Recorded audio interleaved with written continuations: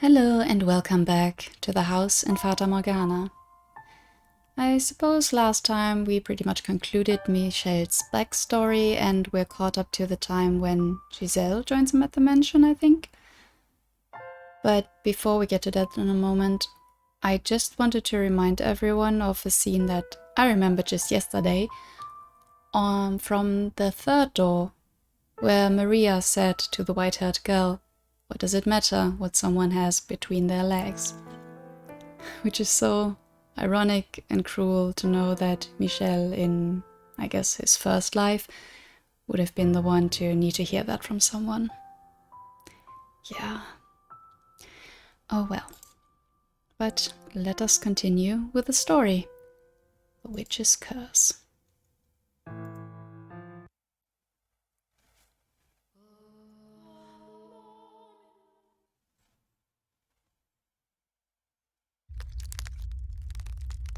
Essentially, nothing of note happened over the next 2 years. At one point, a man with an unusual disease stumbled across the mansion while wandering through the forest.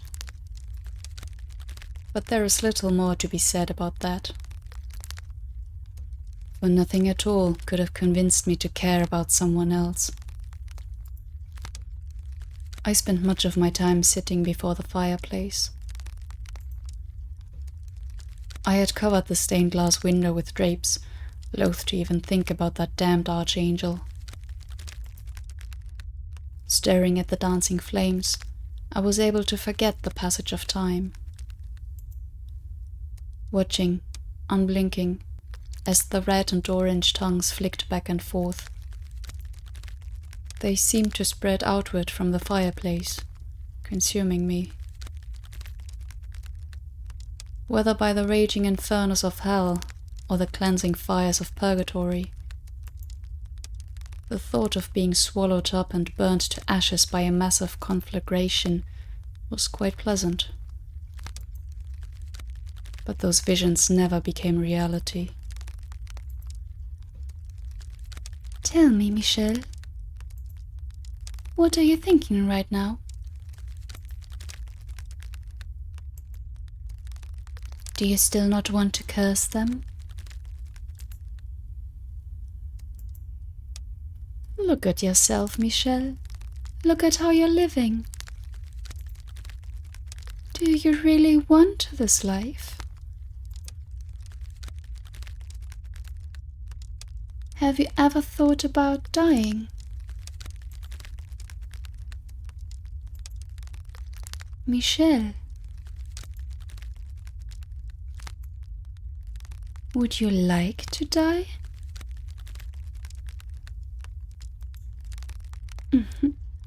That's the right answer. God has said that taking one's own life is a sin after all. That's good, Michel. You've made the right decision. And I shall be there with you until the very end, my dear friend.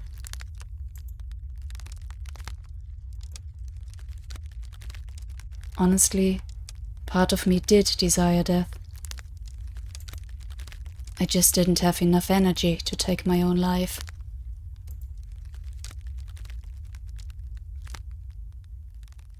My mind and spirit were too far decayed.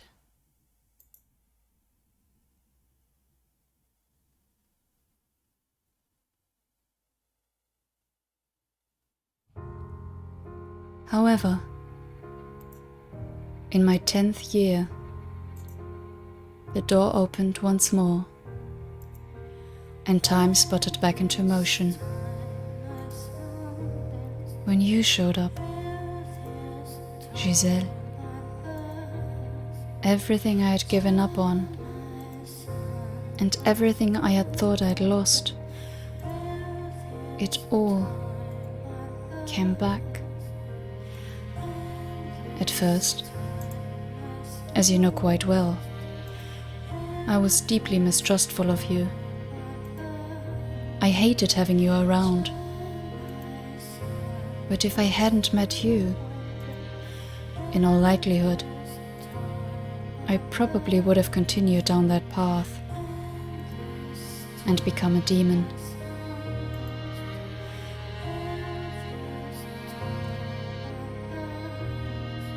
But you seem to me like a rather handsome man. I think I get what you're trying to say, but my mental image of a witch is definitely more a woman. So, you're not a witch? To tell you the truth, I didn't know who might be here, which had me rather scared. But I think I can make this work. It's a pleasure to meet you, Master.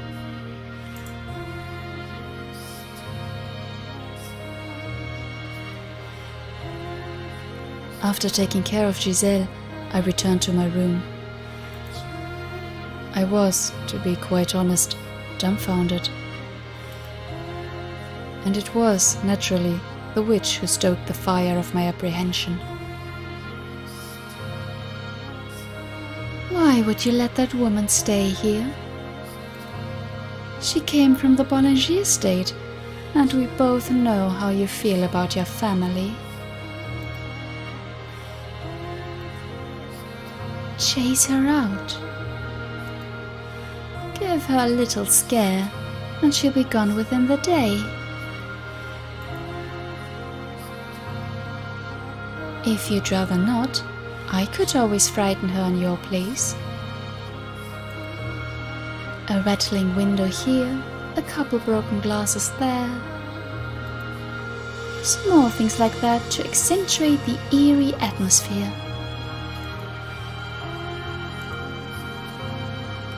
Are you going to say anything? Why do you care about her at all? Oh, now don't be like that. I live here too, so why shouldn't I care? And I am not fond of noisy people. Or sprightly women like that one. Ways it's hard to say sometimes. That's something we can both agree on, isn't it? You don't like that woman, do you? The more a person smiles, the less you can trust them. Though I hardly have to tell you that, do I? Stop talking. No, that's not very polite. This is a family matter. It is none of your concern. I was merely offering to help rid you of a past. I don't need your help. I will get rid of that woman when I'm ready. But first, I will find out what secrets she's keeping. Then, I will go back to living in peace. Very well, then. That past has no place in your sweet solitude.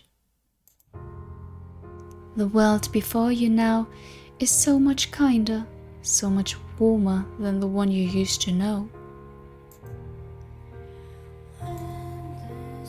Well, good luck then. And if you need a helping hand, don't hesitate to ask. Oh, and by the way... What now? You've changed, my dear.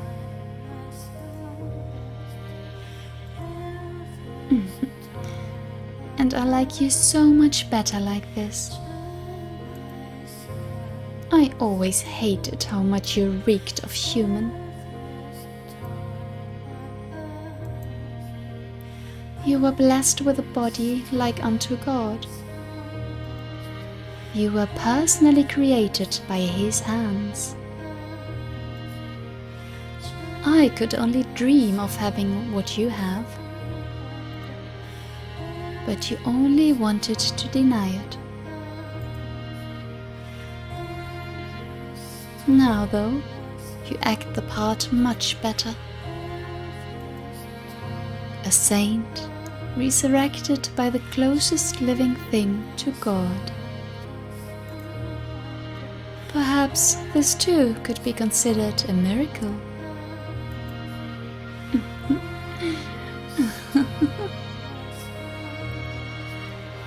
Morgana. Yes. You are a deranged, delusional woman. Why, thank you.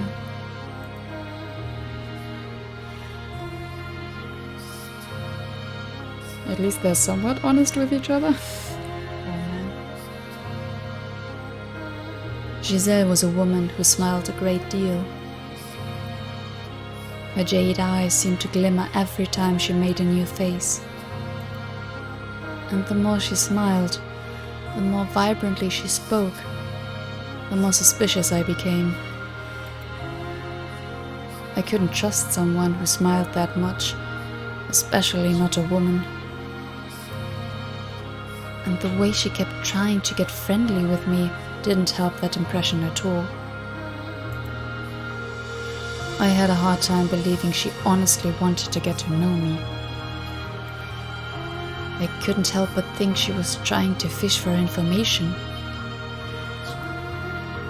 Anyone who tried to get close to me had to have some ulterior motive, like me, who had only done so to satisfy Mother.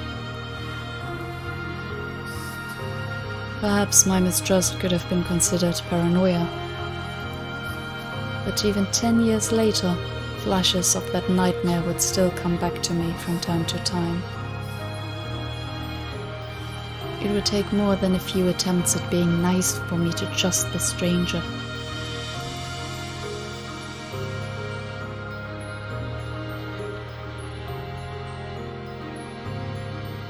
Eventually, I came to the realization that she was hiding something, and I convinced myself it was out of guilt. So I wrote Mother in search of something I could use to tear her down, to get her out of here. I should have listened to Giselle rather than Mother or the witch. But I had conflated her with Aimee in my mind, so I was unable to see where the truth really lay. I was only able to perceive her as malicious. So instead of her, I put my faith in Mother's words, despite Mother never once doing the same for me.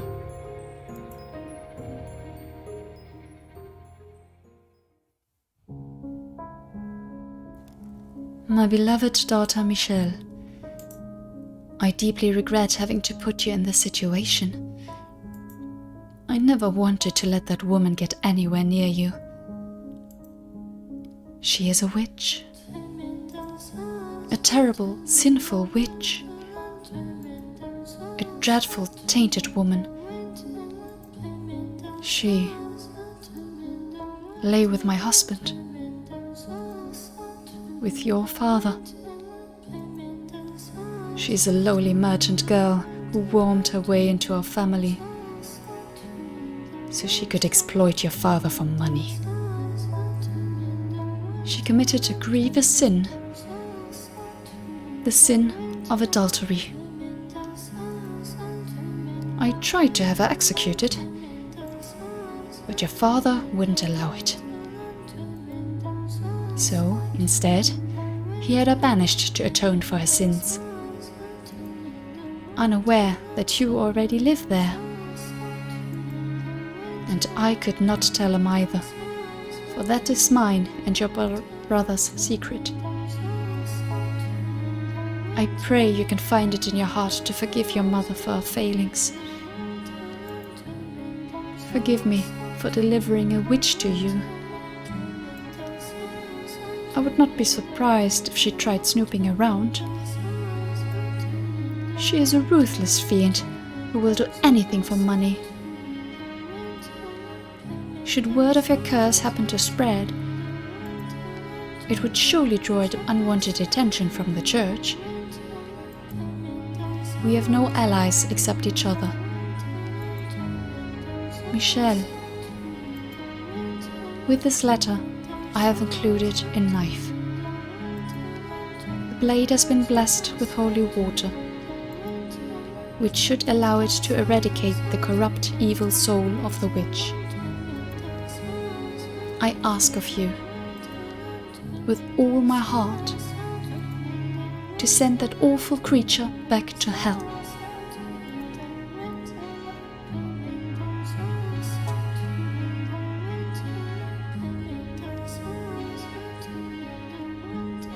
Wow. I mean, we knew that Michelle's mother wasn't quite stable, but sending you a blessed knife, oh my god, I have no words for this. It was storming that night. Erratic claps of thunder ripping through the sky. Giselle let out a panicked scream, shoving me back. And the look in her eyes kicked into motion, emotions I had thought I'd lost. I knew that face. I knew that scream. Because that face had once been mine. I had screamed with that same utter despair at the world.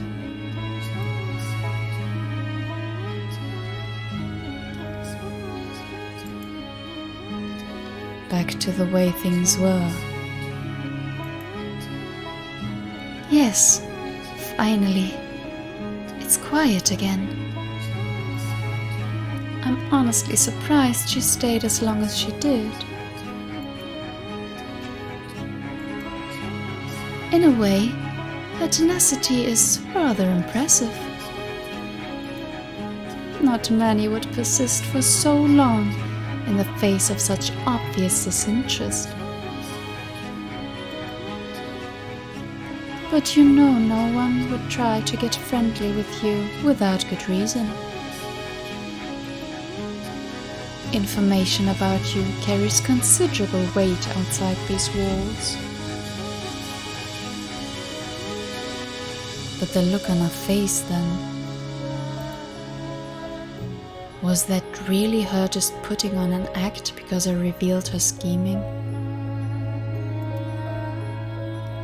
If you think she was afraid of you, you're mistaken. That's how people behave when their sins are brought to light. She was screaming though, and she looked genuinely terrified when she knocked my hand away. You're not going to let a woman's screams cloud your judgment, are you? A woman can make a weapon out of anything. Tears, a smile, fear. The day she arrived, you recognized her smile as fake. So surely you aren't going to fall for this. I'm not falling for anything. I feel like I know that frenzied panic. Something doesn't add up. Just nothing, my dear. In fact, what perplexes me is why you didn't simply kill her when you had the chance. Are you afraid of the sight of blood? The blood of your tormentors has no more worth than that of a wild boar. You should have sliced her throat without a second thought. Although, I suppose that would have made quite the mess. Now, that makes more sense. You were not afraid of hurting her, You merely didn't want the burden of having to clean up afterward. How very like you. Be quiet. Oh, come now. That woman's finally gone, and it's back to just the two of us. And you don't want to talk? Silence, please. As you wish. I will celebrate your accomplishment in silence, my dearest friend. I imagine she's out there, half buried in the cold earth by now.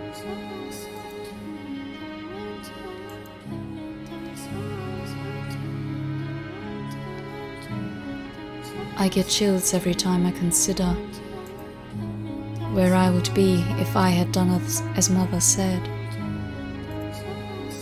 If I had killed you.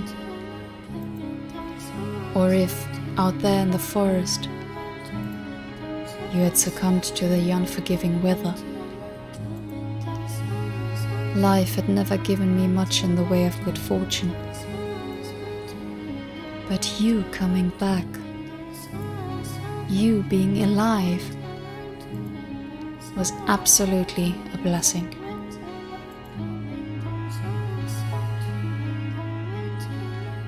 I'm done. I can't take it. I'm through with this whole world.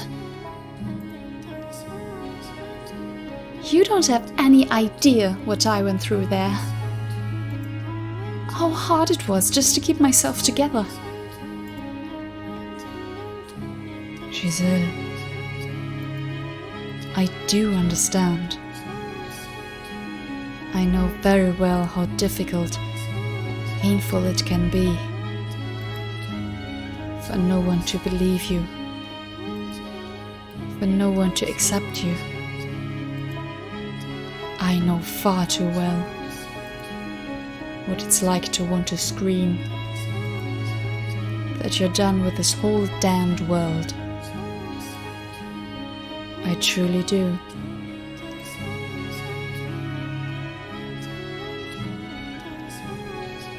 That day, for the first time, we saw past the surface. We got to know each other as people. It was nothing more than a single small step. But for us, it was like we had moved a mountain. I still remember how the light felt as it shone through the windows we opened together. It didn't burn. And while this might sound melodramatic, I feel safe and sane. It was probably the gentlest light I had ever felt in my life.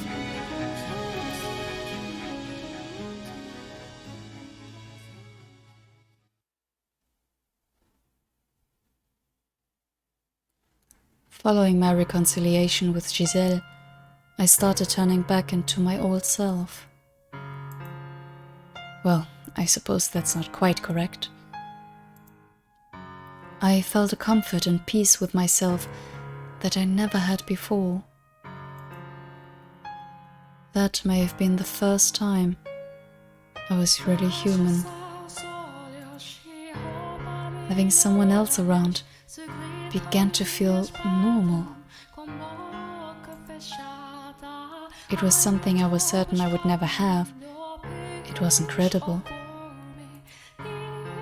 Though to someone else, our time together may have seemed frivolous and empty, our conversations meaningless chatter. I'd never thought the day would come when someone would laugh at something I said, when someone would smile at the sight of me. However trivial, seeing Giselle smile made me happy.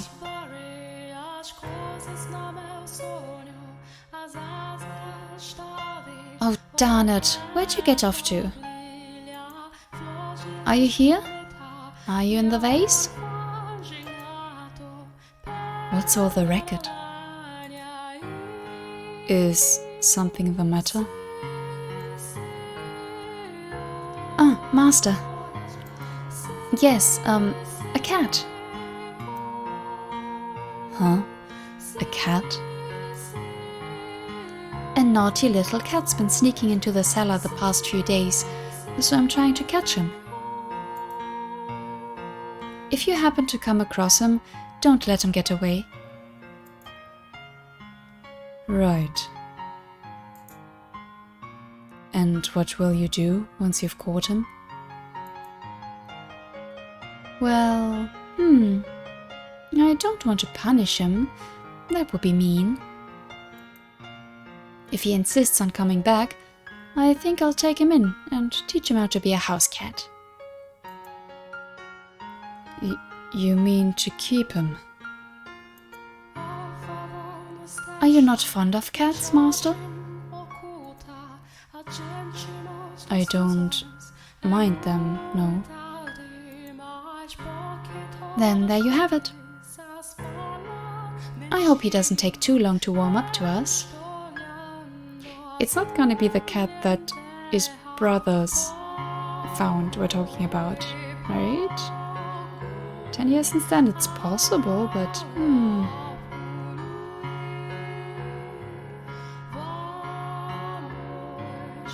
Maybe it'll help if you give him a name? Ooh, a name? That's a great idea. What should we call him then? You decide, master. You want me to pick a name? This is your house after all. So it's only right you would be the one to choose. I'm not sure I follow that reasoning. What does the cat look like? Well, he's wild, so he's dirty, I guess. And he's kind of got some spots here and there. Is he ugly? I'd say so, yeah. No way. Alright then. Ugly Speckles. Wait, MK? Oh, do you pronounce that MK? Well, Ugly Speckles the second.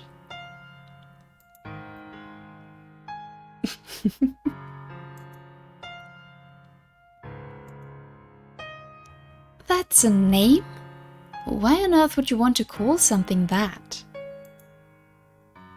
And what does MK2 even mean? Yeah, thank you. Be quiet. It's on you if he runs away, master.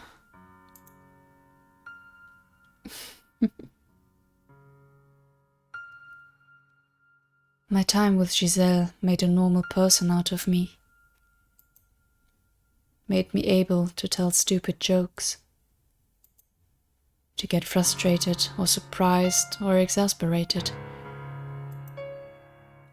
I started showing actual emotion. Our silly, meaningless banter became something precious. My heart of stone began to soften. The world she created for me was what I had yearned for my whole life. Having lost half of it imprisoned and spent the other half playing an identity that conflicted with how I felt in my heart.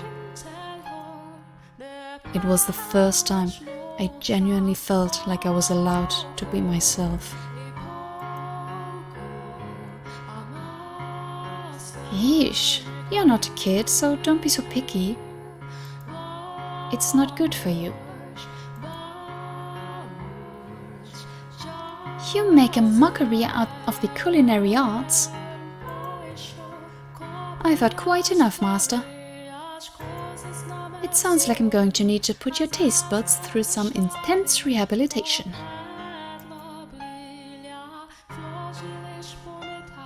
How about this, Master? Play a game against me.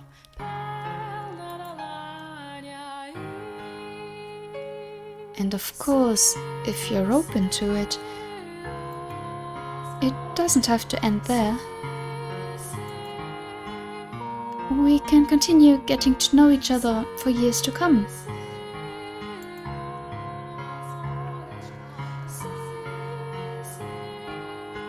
Giselle, though I did my best to not show it, I think that I treasured our time together even more than you did. I'd latched onto it, desperately refusing to let go. I needed it, and I needed you.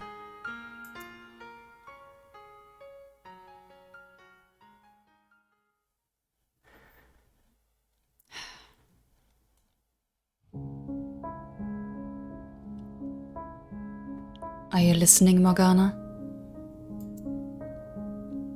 I can hear you just fine, my dear. Now, what brings you all the way up here? You know you can call me from anywhere in the house. My bonds to this tower have been broken. This is a conversation we can only have here, the place where we first met.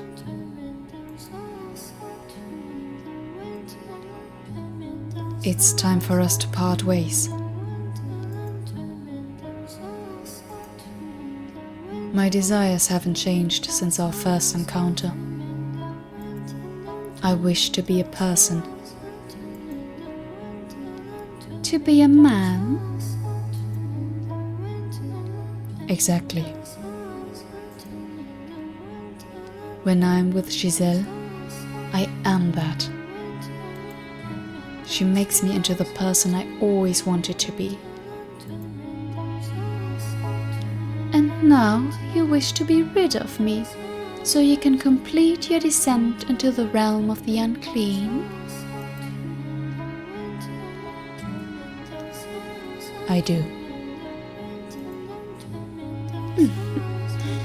You came all the way up here just to tell me that? A needless formality.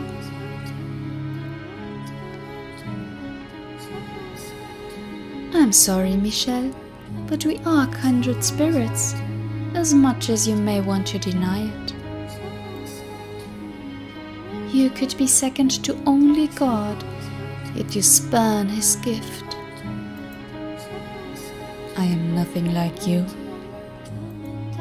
I am human, nothing more. I shall not condemn you for your unyielding resolve, but rather pity you for being so utterly blind. Allow me to make a prediction before I depart, Michelle, cursed namesake of an archangel. You may think that you're making some sort of progress, but the fact of the matter is, you've gone nowhere. Will that smile of Giselle's be able to withstand your secret?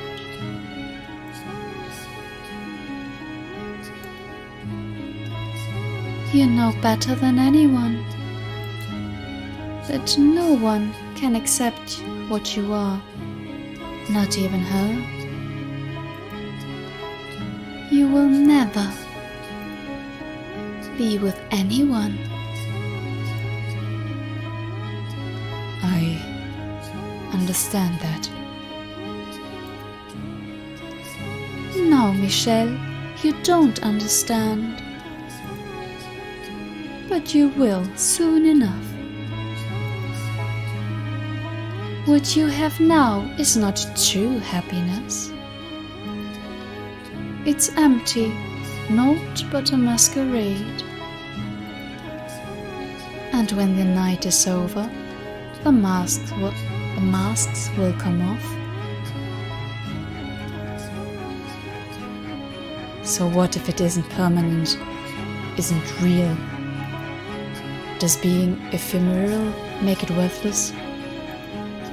Why can I not want something that doesn't last forever? This is the first time I've ever found joy in life. Those moments of happiness only serve to worsen the loss. The sweeter the honey, the more you despair when the pot runs dry. Sooner or later you will return to me, begging for my help. And I have every intention of giving it to you. I will not hold this over you either. For when you come to me, it will be in the time of your utmost despair. And when your little paradise finally comes crumbling down, you will become what I am. So I will take my leave from your side in anticipation of that day.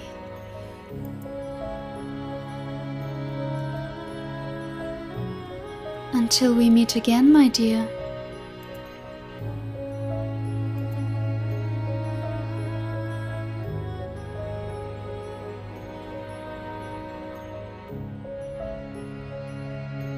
Oh, hello, Master.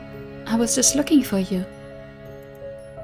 I heated up some wine and thought you might... Is something the matter? No. No, I'm fine. Thank you. No, it's nothing. All I did was vomit over the fire. Are you sure nothing's the matter? I shouldn't be hearing the witch's voice anymore. So yes, I am fine.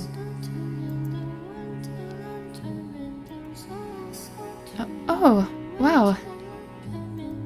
That's wonderful news, Master. It is. That was a bit awkward. But again, at least they're honest. Giselle seemed quite relieved when I informed her the witch would no longer be bothering me. I knew she didn't believe in the witch, but that wasn't what mattered. What did matter was that, despite likely questioning my sanity when I had first told her about it, she hadn't tried to pull away. She treated me the same as before. She never stopped smiling. And that meant so much more than whether or not she believed in the witch. With Morgana's voice no longer constantly in my ears, my life started to feel like some approximation of normal. In fact, I would say I was probably happier than most. Nevertheless, I intended to keep a certain degree of distance between us. For what the witch had said rang truer than I wanted to admit. You will never be with anyone. Having been born into this body, that was my reality, and there was nothing I could do to change it. I had come to accept that. Or so I thought. I wasn't going to covet what I couldn't have. But I had gotten a taste of that sweet happiness. I I had started to develop a great affection for that smile. And as much as I tried to tell myself I was just getting caught up in the moment, that the feelings would pass in time, I found myself unable to restrain the swelling of emotions within me.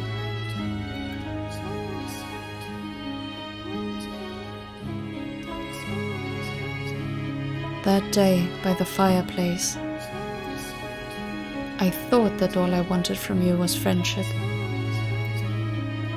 To have you in my life, always nearby. I thought that if we were simply friends, I would still be able to see that smile, even if you were to learn what I was. That if we were merely friends, you would be able to accept that. So I would keep these things I felt inside at all costs.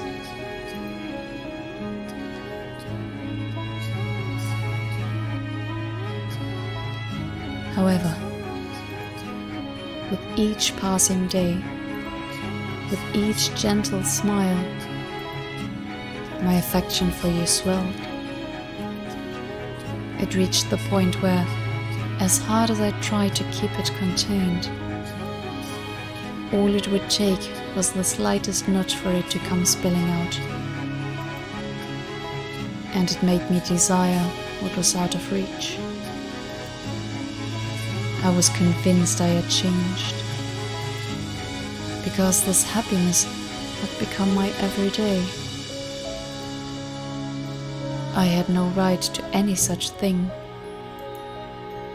but I came to wish that I could be the center of your life. I yearned for you, and I wanted you to yearn for me.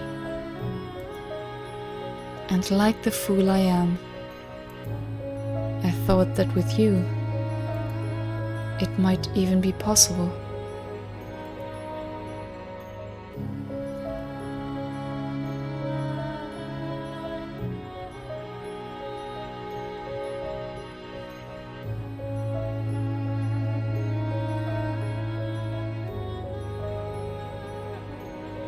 Honestly, it's no trouble.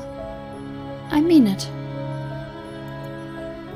You just took me by surprise, that's all. I am pleased. It doesn't matter how it turns out. You drew it for me, Master. Whether it's good or bad is irrelevant.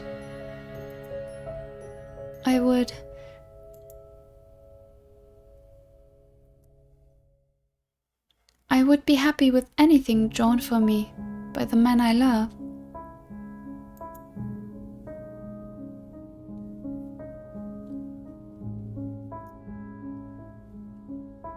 That one word set me into motion, for I had long since fallen deeply, utterly in love with you, and there was no escaping that.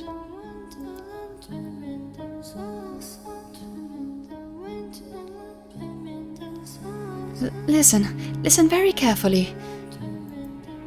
I love you. I love you so much, I feel like my heart is going to explode.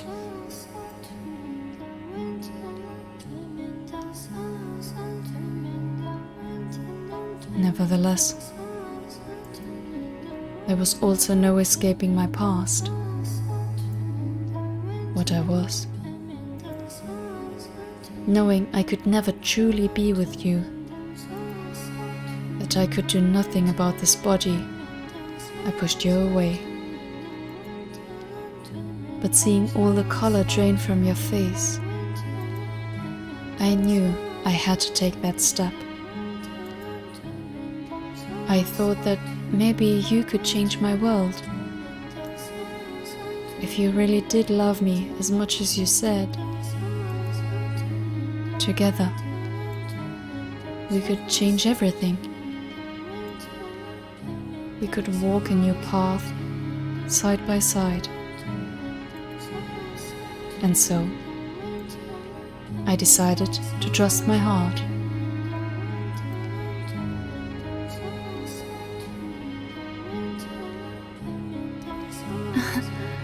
I'm in heaven.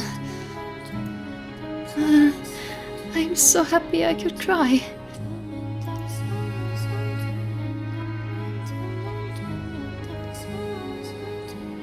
I too was elated.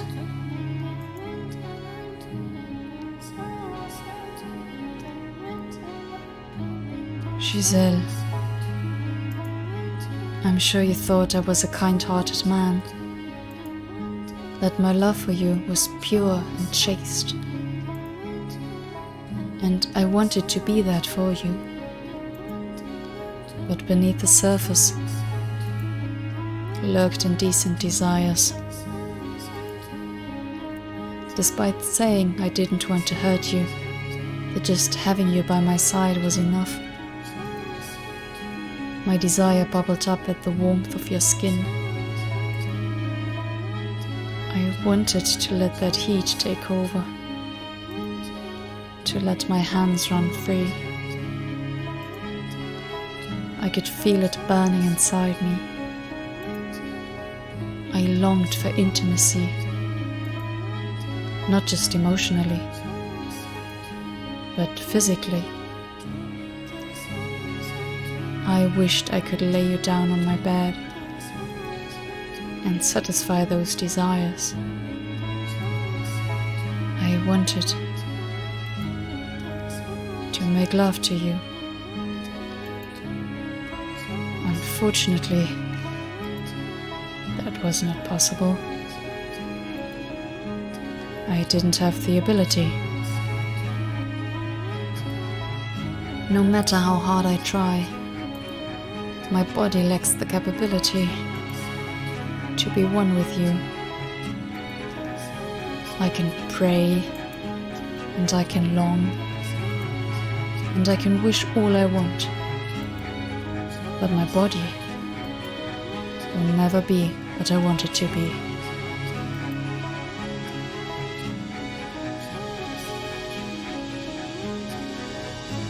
I am grey. Though I have always known my true color, I have no way of becoming it. My heart has always known what I am, but the world refuses to accept it. Every time I claim I'm normal, 5 say I'm an abomination. Would it really have been too much to ask for me to be born normal? To let me be who I truly am? Is that really so much to ask?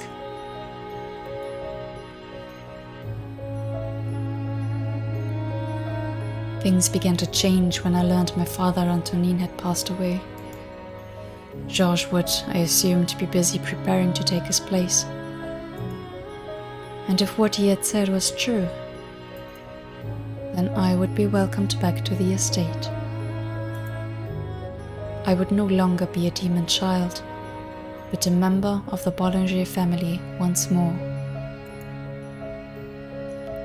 Deep down, though, I couldn't completely believe it would actually happen.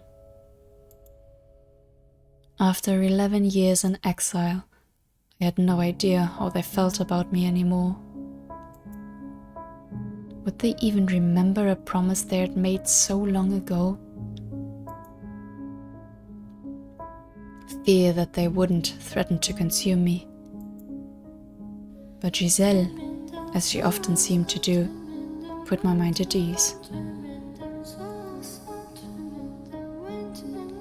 No matter where I go, you'll be there with me, Michel. It's true, I am nervous not knowing what the future holds. But not in a scared something bad might happen kind of way. It's more of a jittery, excited anxiousness. I'm confident the two of us can overcome anything, no matter what obstacles may come our way. Together, we can create an even more wonderful future.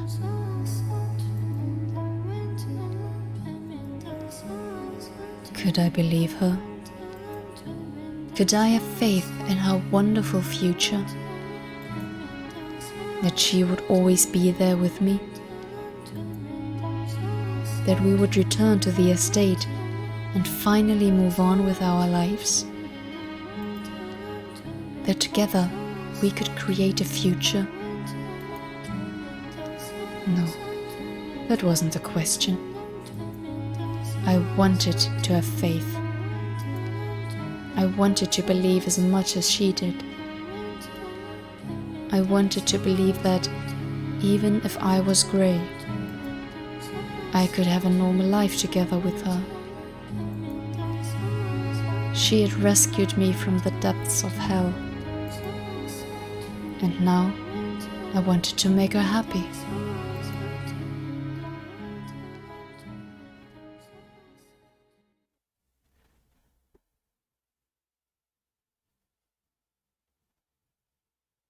These waves really of happy and sad is, oof, it's a lot.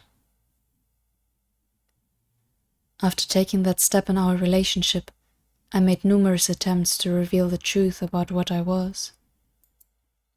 But every time I tried, sharp pain gripped my chest, and my words faded into nothing before they could reach my lips. I knew that if our relationship were to continue, I would have to tell her eventually, but merely imagining her face twisted in disgust nearly crushed me. She was everything to me. And so, as we prepared for our departure, I decided it was time to make some changes. It was time for me to break out of my rut. And what happened next depended largely on whether Mother and my brothers were willing to accept me as a man. The course my future took was in their hands, in their hearts. If they couldn't accept me, then I couldn't return home. I prayed from the bottom of my heart that things would turn out for the best, that my family would accept me for who I was, and that they would accept what I had with Giselle. I decided I would tell Giselle everything after I received their responses. And I hoped dearly that she would join me wherever I ended up. I couldn't provide Giselle the same kind of happiness a normal man could. But if she and my family accepted me, I would do anything I could to build a happy family with her in my own way. And so, I sat down to write. Dear Mother, there is something I wish to tell you, something that means a great deal to me. So I ask of you, please hear me out. And I ask of you, please accept it. Mother, I no longer bear any resentment for my present lot in life. Nevertheless, I would ask of you to concede one thing, that I was never cursed, that I was always your son, that I am Michel, not Michel. I have found someone whom I care for dearly, a woman, and I love her with all my heart. I would like to spend the rest of my life with her. I do not wish for much, simply to have a quiet life with her, to go through our days together, man and woman. That is the one thing I want. Mother, I know you're aware that my body is no longer female. I am a man. My heart is male. And I ask of you to please accept that. I have no grudge with you. In fact, I am incredibly grateful to you for bringing me into this world. With love, your dearest son. But rather than a reply, I received a visit from knights ordered to kill me.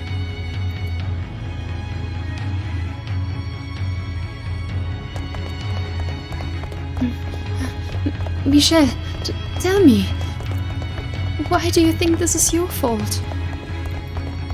What is your curse? Your curse, it isn't just the color of your hair and eyes, is it? There's more to it, isn't there? There's something else, isn't there? Can you hear me, Morgana? Morgana, please say something. Morgana! Your predictions, they were right. I was a fool, and you can laugh at me all you want. So please, say something.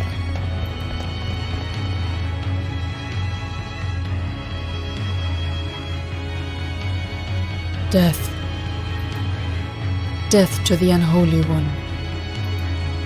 Death to the heretic. Death to the witch.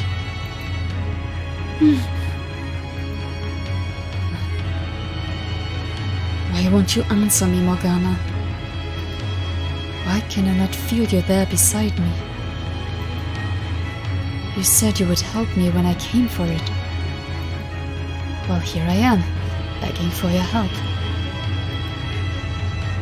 Please, come back to me just this once. I know you're there somewhere. Please, before they break down the door. Michel, I'm all right. It's okay, Michel. I'm not scared. You're here with me, after all. I'm fine. It's all fine. So please, hold me until it's all over. Please stay with me. Michel, my dear, why would you ever believe that fairy tale nonsense? Why would you ever think a wonderful future awaited you? Morgana. Here you are now, wretched, pitiful. For that, you have my sympathy. I will help you in your time of need. Ah, finally you speak. Michel, I can feel the despair emanating from you. You hate it. It kills you. This is how you're rewarded.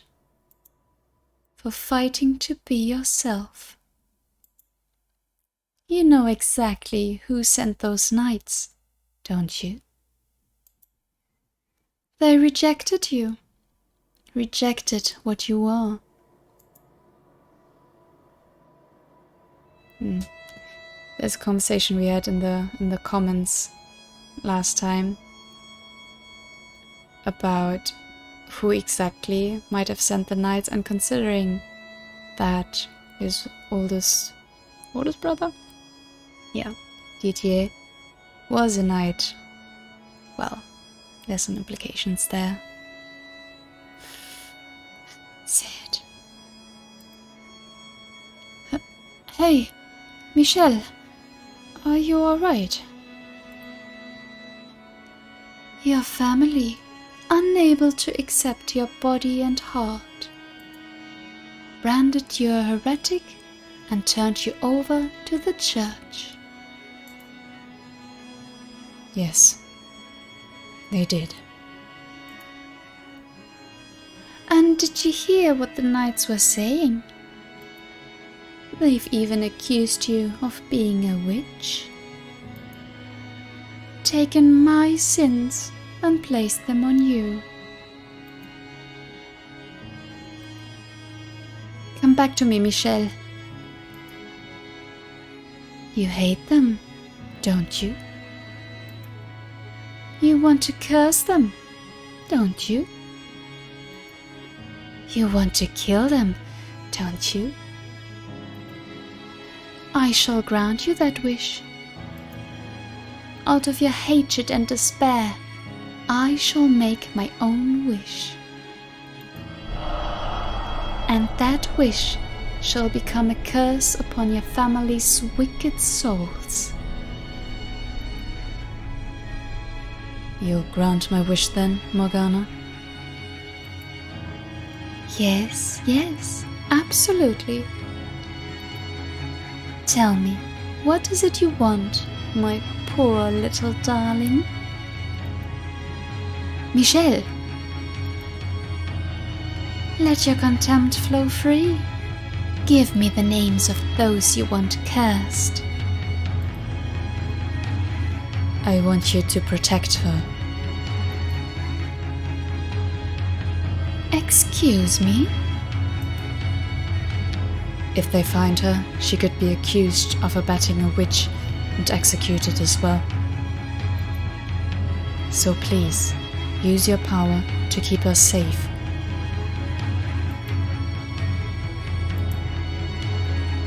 You said you would grant my wish, did you not? That was not the wish I was hoping for. I know, but that's the wish I want you to grant. Morgana. Then offer me something in return. Such a disappointing wish will require a sacrifice. Step beyond that door, my dear, and witness ultimate despair. That was my plan anyway. So long as I am considered a heretic and marked for death, my being alive puts Giselle in danger. Indeed it does. Yet here you are, shaking like a scared little child. Of course I'm scared. There isn't a single person who doesn't fear death. Please, keep her safe. You're the only one who can help me, Morgana. You have my word. From this moment, I vow to protect her life. Thank you.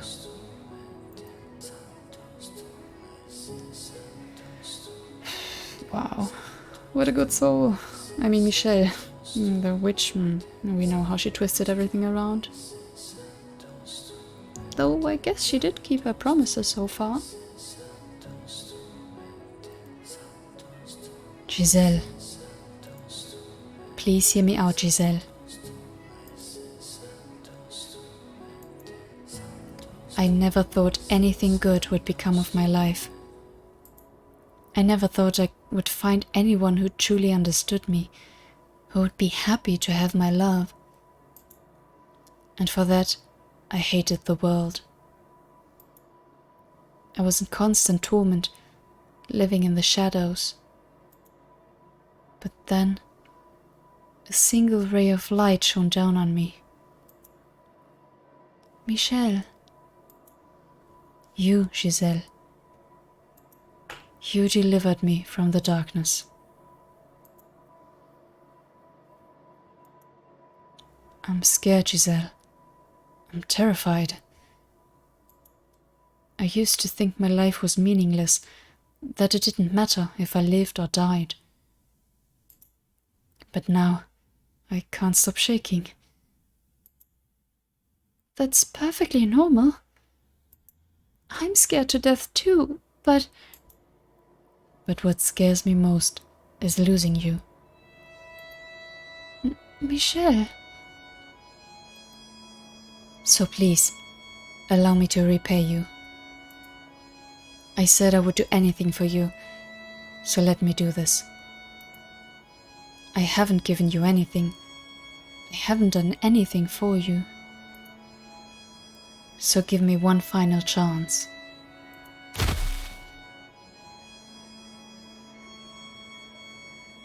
Michel!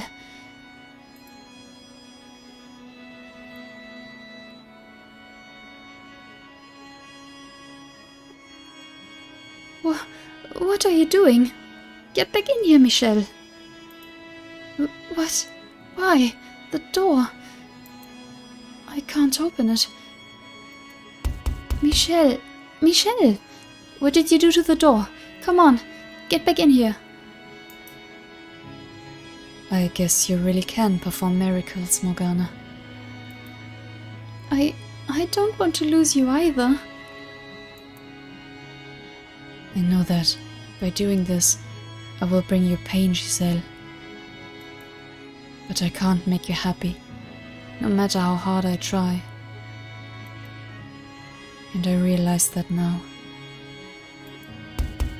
Say something, Michel. You're out there, aren't you? Please. Please don't do anything rash. They're going to kill you if you're out there. Giselle, the witch told me What? that she would ensure your safety. Michel, she isn't real. There is no witch talking to you. It's all in your head. A figment of your imagination created to alleviate your loneliness. Rest assured, she does not lie. Michel! I pray that someday she will be able to get past this, to move on with her life. She needs to know that that's what I want. I have to find the right words. I'm pathetic. My voice is so shaky. Please listen. You are a wonderful woman, Giselle. Spirited, true to yourself, deeply sympathetic. You are not to blame for how difficult your life has been. Most of the fault lies with me, and a bit of bad fortune. But that's all behind you now. Once this is over, you can start anew. What are you talking about? So, survive. Live a good, fulfilling life. Move past this. Live your life. And always love your family. I know you can do it. That is my wish for you. No, I don't want that. I want to be with you. No one else but you. I don't want to let you die. There it is. Death to the heretic. Death to the heretic. Death to the heretic. Get back in here, Michel. Open the door. my choice is to live on without you. I'd rather... Your scars will heal. You'll find a nice man and have a wonderful family. Why? Because you have a good family. You have a mother and a sister who love you. If you were to be executed here with me, you would be marked a heretic as well. And your family would be condemned. I don't want anyone else to suffer that kind of disgrace. But I can't tell you any of that. Because I don't want you looking into why I am a heretic. So this is where we part ways, Giselle. Thank you, Giselle, for bringing light to my life, to my world. Don't say that.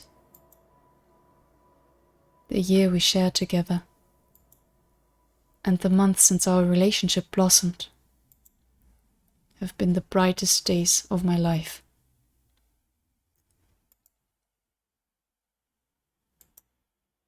But if there is a next life, I hope you don't mind if I pray that we're able to meet again. And this time, that we can find each other once more, in another world, in a body that better suits me. Michel! Michel.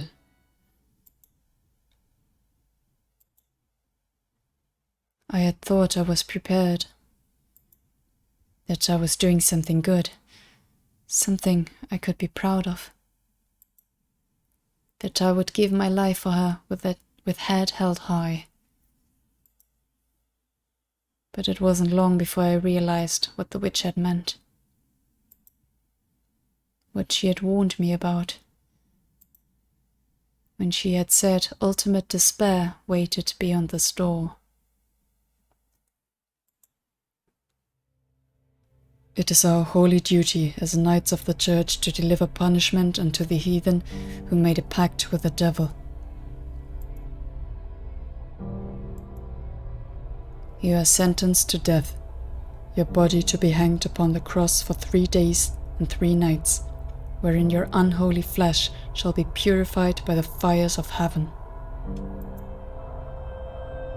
Why? What are you doing here? Oh God, really? I stared up at the night, eyes wide, for the voice from within the helm. Did you belonged to my elder brother?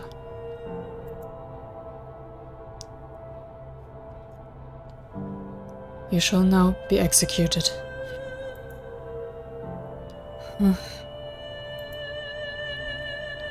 Do you have any final words? I knew well enough that Mother was not in her right mind, and while her refusal to accept me had hurt, at the same time I had somewhat expected it. It made sense to me. In her madness, Mother had declared me a heretic and reported me to the church. But did ye?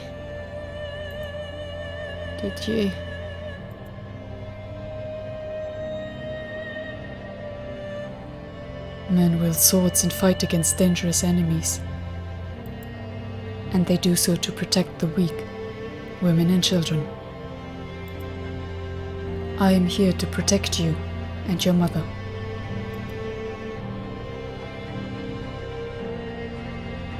What are you doing here? Why are you pointing your sword at me? Are you smiling behind that cold steel helm, frowning, or staring expressionlessly?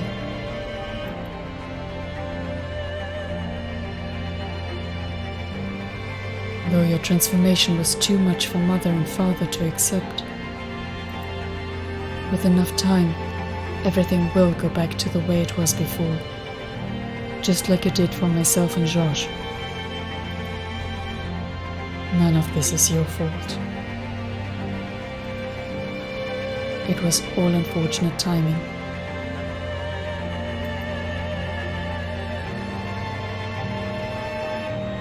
You said that it would all go back to normal eventually.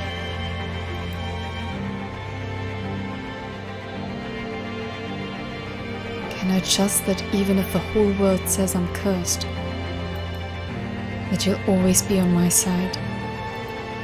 That you'll always be my brothers? Can I put my trust in you once more, Didier, Georges? You absolutely can, Michel. I swear to God on high.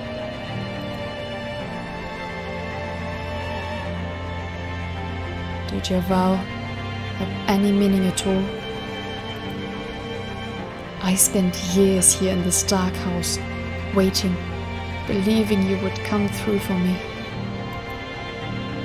So why are you standing there, a half dozen knights at your back, saying I am to be executed? Why? Dieu.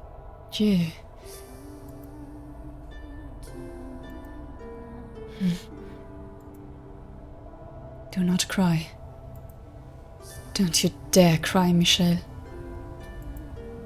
You're standing here in front of this door as a man protecting the woman he loves. So you mustn't cry.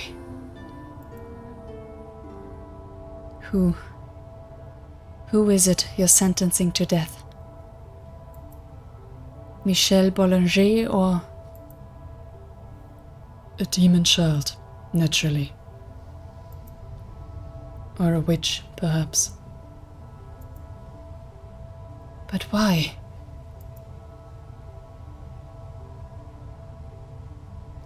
If I'm not an angel sent from heaven, or a demon child, then what am I? What on earth am I? What are you? You're a Boulanger. You're our family. And that's all there is to it.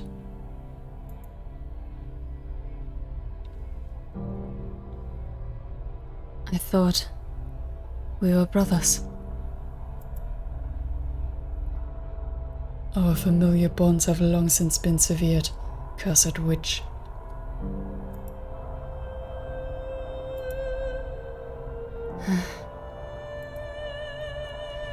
Now I see, Giselle. This world never had a place for me. I was never welcome here. Kill him.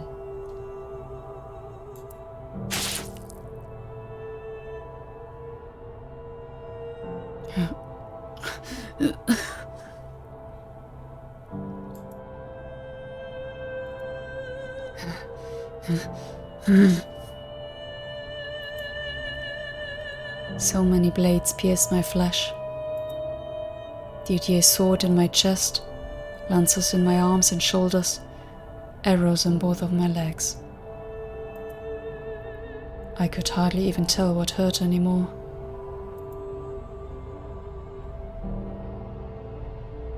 But the pain from within was much clearer. My heart cracked audibly before shattering completely. Don't cry. Do not cry. Tears will only make me more pitiful. So don't you cry, Michel. Don't cry.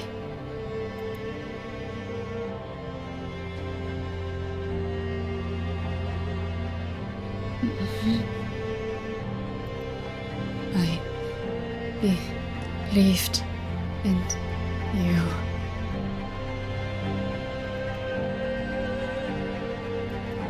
Did you? Did you? When I was younger, I idolized you. Those broad shoulders, muscular arms, gentle eyes. Everything you said. Your simple but pure desire to become a knight. I thought, if I could be like you, then I could be proud of who I was. Though that may have faded somewhat after being locked away for so long. My adoration for you never went away. I thought you, of everyone, would accept me for who I am. And I thought you would celebrate my relationship with Giselle.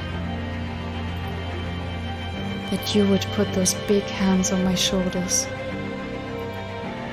a smile on your face, and say, I'm happy for you. That you would welcome her into the family. That we could go on outings together on cloudy days. And maybe she could make something for us. She's a pretty good cook after all. Georges would rifle through the basket for lunch. And Didier would scold him. I would be there watching, a proud smile on my face. As unlikely, as out of reach as I knew it was, I still dreamed of a life like that. I had the faintest hope that when we saw each other again, that dream might come true. Didier, I put my faith in you.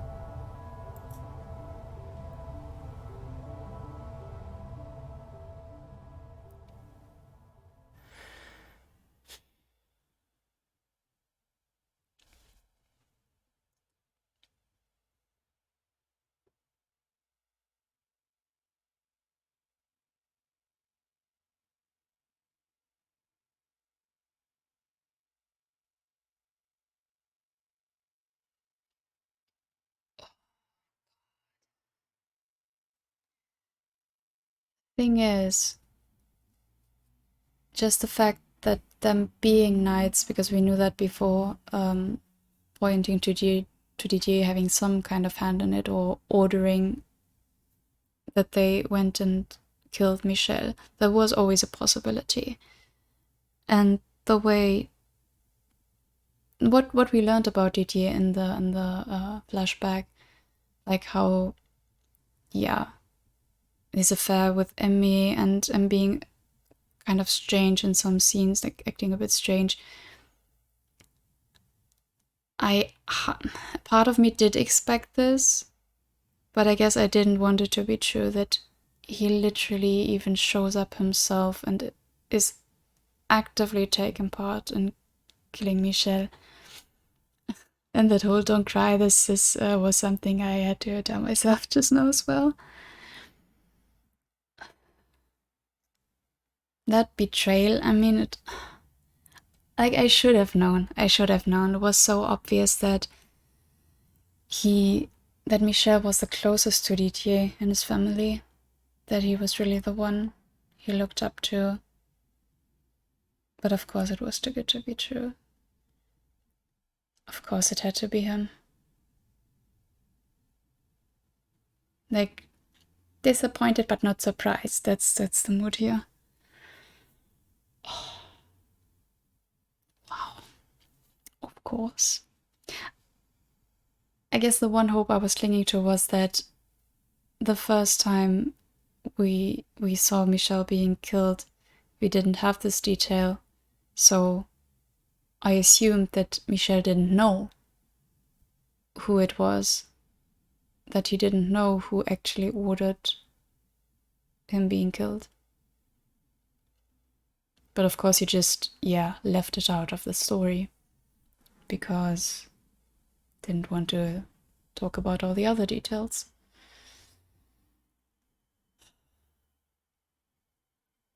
Oh boy. And so, my life came to an end. But that wasn't the end of the story. I don't know if what comes next could be called my story. But memories of these events linger in my soul. After being pierced by Didier's blade, I found myself looking down upon my own corpse. How could I have ever imagined that I would be made to witness my own misery, even in death? I watched as my eldest brother dragged me to the place of my crucifixion, and my soul, evidently still bound to my flesh, was dragged along with it, against my will, down to the nearby village. Oh, I thought they would crucify him in the mansion. The knights have returned from the holy quest. Oh, how we've awaited your arrival. How glorious it is to see you. Waiting for us there was a cluster of villagers. A large cross lay on the ground in the center of the square. Holding torches, they formed a crowd around the knights, several of them familiar faces. The men who had come to ransack the mansion were standing there, staring at my body in awe. The Lord's judgment has been delivered unto the witch of the cursed mansion by his holy servants. No longer shall we live in fear of the curse befalling us. Eternal peace is assured. We have assembled all the tools you need to execute your divine mission. A cross befitting of such a heinous sinner. That witch threatened to curse us. Sullied our pure ears with its blasphemy. I had done no such thing. I hadn't cursed anyone. I had merely been defending myself. They had been armed and outnumbered me, so I had said what was necessary to chase them off. Our poor harvest and our suffering at the hands of the greedy Lord were all the work of the witch. Why then were they acting like I was at fault? Why was I the sinner, and why did I need to be judged? My soul trembled at the overwhelming fervor consuming the crowd, their zealous desire to see judgment cast. So I prayed. I asked God to grant me the smallest of miracles, to let my voice reach my brother who carried my body. Please don't do this, Didier. Please hear my voice. You know me better than that. You know I've done nothing wrong. Those men smirking at the sight of my body, they're the ones putting the blame for their sins on me. Please, tell me you at least don't think I did those things. Don't put me on that cross. If it was Mother who sold me out to the church, then surely you can give me a respectable burial. The nails and rope for the crucifixion are here. We would have you, O knight, deliver the Lord's judgment unto this vile witch. Didier, Why do you say nothing? Why do you accept the tools this man presents you? Tools meant to punish me. Tell me, Didier. Crucifixion. Crucify it. Crucify the witch. My brother lowered my corpse to the ground and began removing my clothing. And in that very moment, I realized the purpose of hanging someone from a cross. Overwhelmed by hopelessness, tears streamed down my face. Please, anything but that. I'm begging you. Don't expose me to these people. Don't expose my body, Didier. I'm begging you. Don't do it. But of course, my voice had no way of reaching him. And he proceeded to remove my clothing, piece by piece, until I was left fully nude. For a brief moment, an unpleasant silence spread through the crowd. The erratic crackling of their torches was the only sound that could be heard in the square. And then, with a mocking laugh, one man spoke. So there it is, the devilish creature.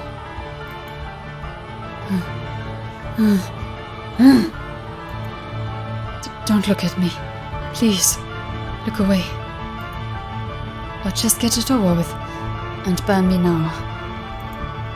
Burn my body. Please. One simple thing was all I was missing. I had a frame like a man. I lacked breasts of a woman. My heart was male. I was in love with a woman. You sold your soul to the devil, and this is what you became? This frightful, reprehensible creature. To dare defile the sacred body God blessed you with. Was that what people really thought of me? Was there no way to make them understand? Could they not possibly imagine how miserable it was to live in a body that didn't fit the shape of your soul? Was there no way to get through to them, even the slightest bit, that all I wanted was to be what I felt I was? Was that really so heinous a crime? Please, Didier, stop this. Don't humiliate me any further. Please, just let me depart this world in peace. Carry my body away from this place. That's all I ask. And if you can't do that, then at least burn me instead. Didier. Didier. He then placed my body upon the cross, bound my arms together at the wrists with rope, and then drove a nail through my palms. I couldn't look away. I tried to close my eyes, but I couldn't. My vision remained perfectly clear despite the constant stream of tears. When he was finished attaching my body to the cross, he and several other knights lifted it off the ground, planting it in the center of the village square. The villagers showered the knights with their praise and gratitude. Not for lack of trying, I was unable to get away from the cross. My soul was trapped there, along with my body. Didier didn't say a word the entire time.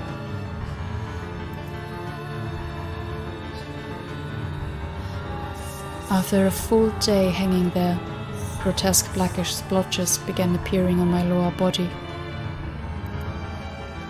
Everyone who saw it grimaced in disgust. The knights, Didier included, had long since taken their leave, leaving my soul behind, curled up at the base of the cross. A constant stream of tears ran down my face. Despite all my prayers, I remained bound to that place, left to rot on the cross with my body. Passers-by threw rocks or spat on me. Children laughed. A mother warned her daughter to always obey God's teachings. By 48 hours, black-feathered birds and maggots had appeared to devour my rotting flesh. I couldn't imagine any less pleasant a sight than my own body decaying in the sunlight, exposed for all to see. A group of children assembled in the square not far from the cross, and soon after, a competition began to see who could take down the evil witch. They gathered all the rocks they could find and started throwing them at my corpse as hard as they could. The stones ripped through my decomposing flesh, exposing bits of bone. Eventually, they settled on a winner, the one who had torn off the most flesh, and went on their way. And when they were gone, the birds flocked in to take their place.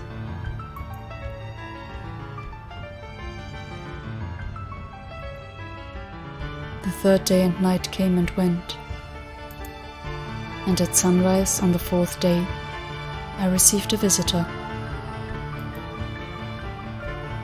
"Watch your step, madam. The crucifix is this way."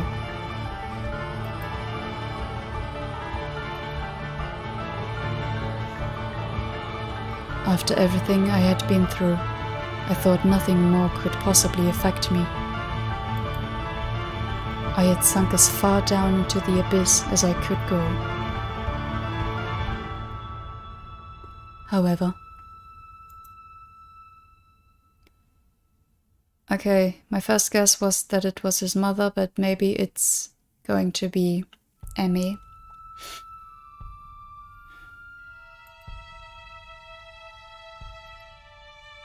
Okay. Mother. I knew it was her instantly.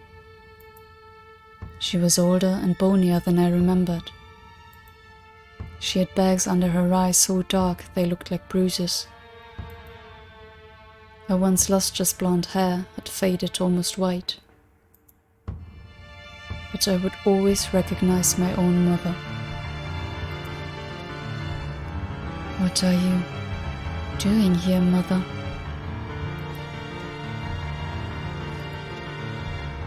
"Father?"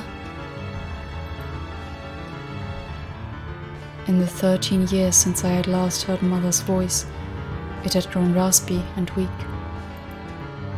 But there were still distinct traces in it of the woman who had raised me, who had stayed at my bedside when I was sick. Though I lacked a physical body, I still felt a deep, piercing chill at the sound of her voice. "Father, this is not my daughter.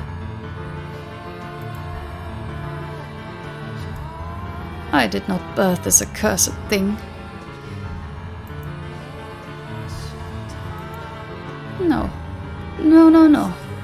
No, I am her victim. For years I suffered at the hands of this witch. She stole my daughter away from me, tormenting me, endlessly tormenting me,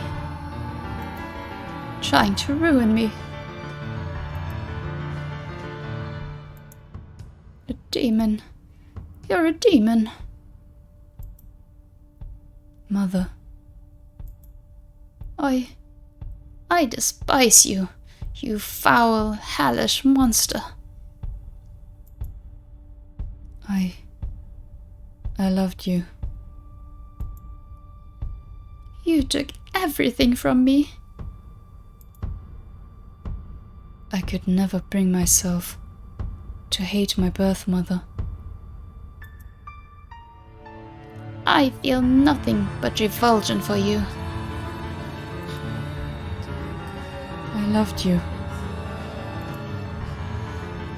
An eternity in the fires of hell would be too good for you.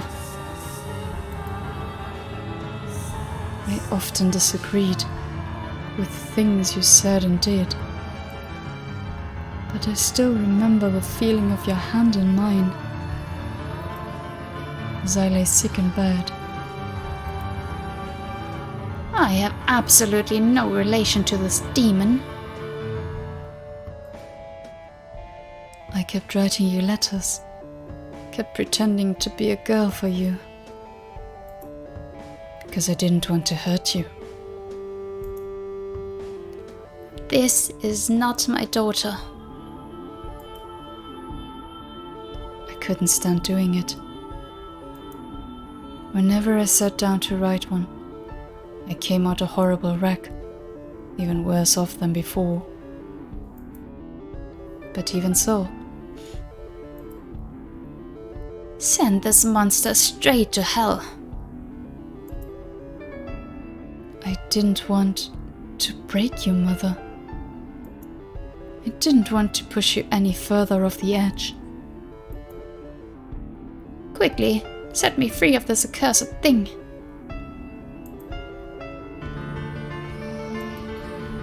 But I suppose I still did end up breaking you. Please, be at ease, madam. The Lord has heard your prayers. He wants you to cast the demon into the cleansing fires. He wants you to show him that, as you say, you have no relation to this unholy thrall. Gladly, gladly. I'll gladly send this vile creature to the deepest pits of hell with my own 2 hands. Her eyes swirling with every hateful emotion imaginable. Mother took the torch from the priest and tossed it into the pile of straw spread around the base of the cross. The flame crackled as it spread upward, consuming my body and filling the square with a putrid stench of burning flesh. Through the cloud of smoke, I could see a faint smile on Mother's lips. Mother, I'm so sorry. You had to give birth to me. When the inferno had devoured everything and the cross itself came crumbling down, my soul was finally released from that place. Or rather, I suppose it more shattered.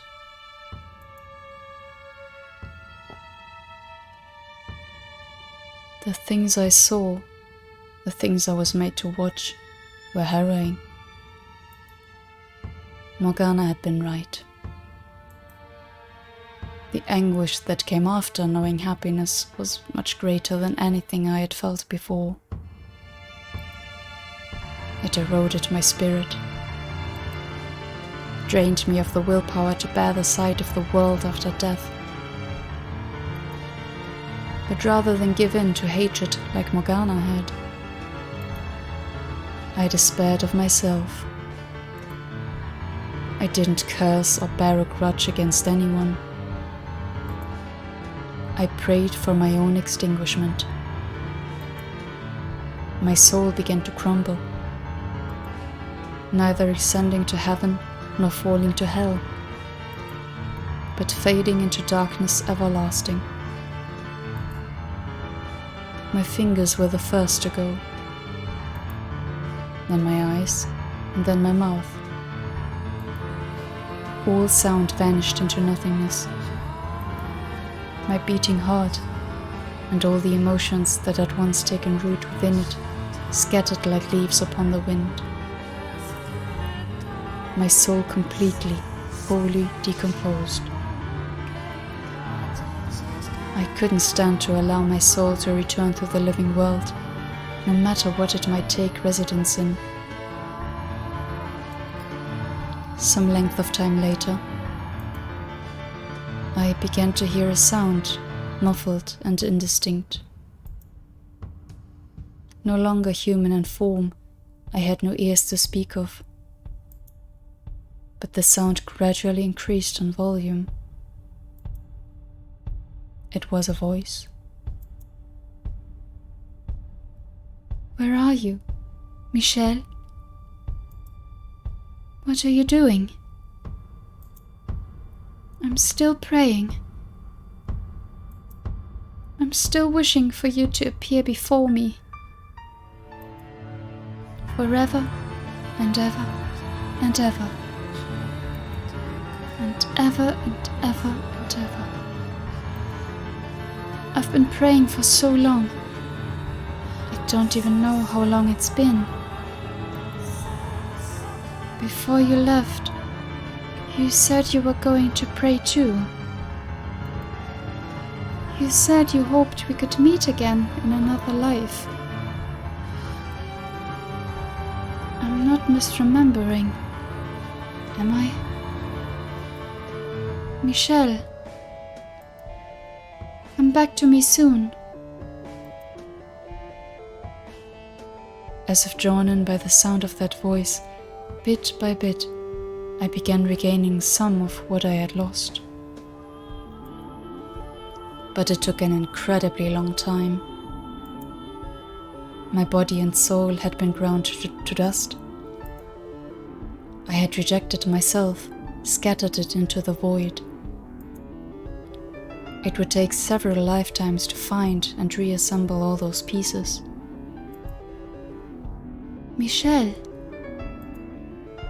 all I can remember about you is your name, your glassy white skin, your fiery red eyes, and your snow-colored hair. Nothing else. I had thought my mind, my body, my spirit and my heart had all been eradicated. But every time I heard that voice, I thought, I must return. Well, thought is perhaps inaccurate. It was not so much a conscious idea as an instinctive force. The voice slowly buried the overwhelming pain I had suffered in both life and death. I began to search for the source of that quiet, constant whisper echoing in the emptiness, chasing after that tiny fleck of light, the one thing in the world that seemed to desire my presence. Michelle, I'm no longer the girl I once was. I've built a thick cocoon around myself, a cocoon I can't break free of. My own protective shell is devouring me. I'm waiting for you, Michelle. Waiting for you inside my shell. Always waiting. Will you be able to recognize the person I've become? Please, Michelle. Get me out of here. At long, long last, I found the ray of light I sought. And I had an absolute certainty that if I followed it, I would reach the source of the voice. I had to find them. I had to set them free. I desperately had to give back to them what they had given to me. And that sense of purpose is what set me back into motion. But the void was so expansive, so endlessly deep that reaching the end of the trail of light was no easy task. Struggling to follow it to its source, whom I barely held together so thin, until it crumbled apart once more. Again and again I lost myself. I can't account for much of my time chasing after that light. The gaps in my memory are large and frequent. Nevertheless, after countless cycles of breaking down and reassembling myself, after hundreds of years of wandering, I finally found my way back to that mansion.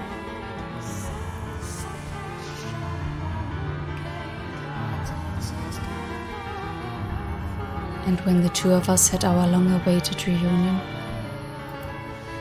neither of us were our old selves any longer. In my endeavor to return, I had worn my soul down to almost nothing.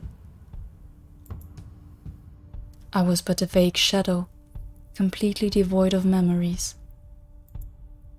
And that was the beginning. We met each other anew, lost and broken, devoid of life.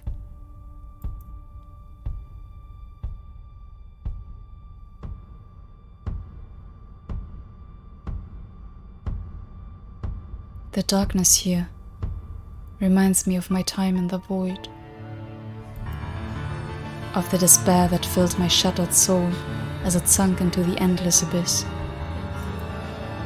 of the emptiness I felt as my body crumbled and faded into nothing.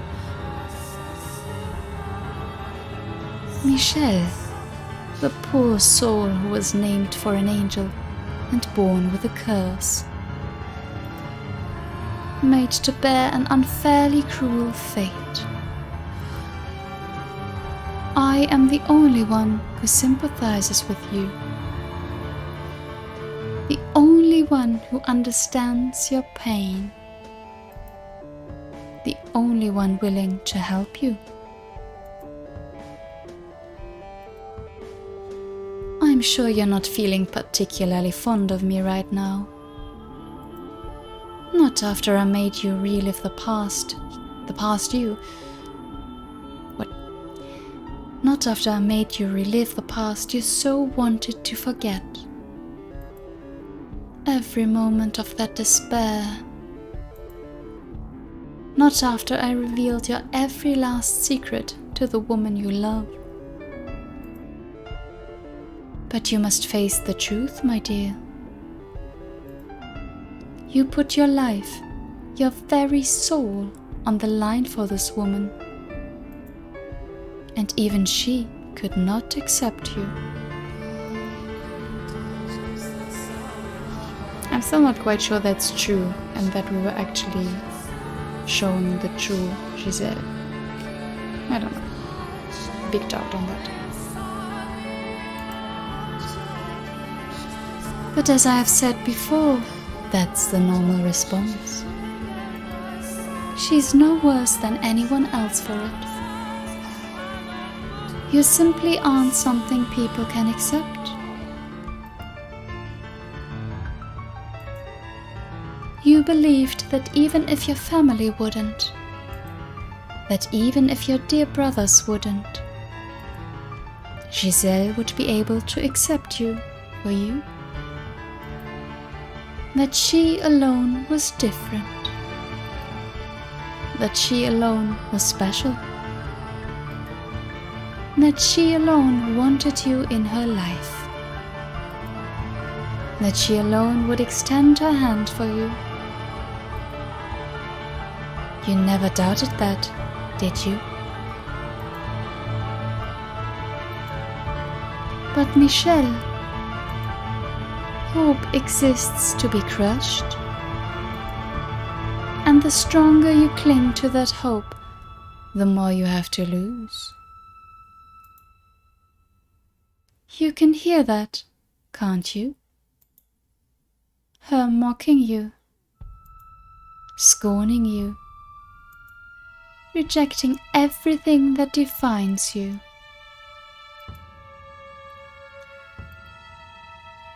The revulsion in her voice. This is the woman you fought so hard to get back.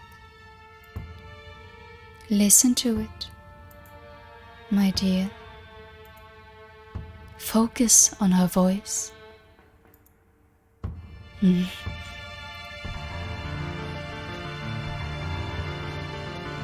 Disgusting, disgusting, disgusting, disgusting, disgusting, disgusting, disgusting, disgusting.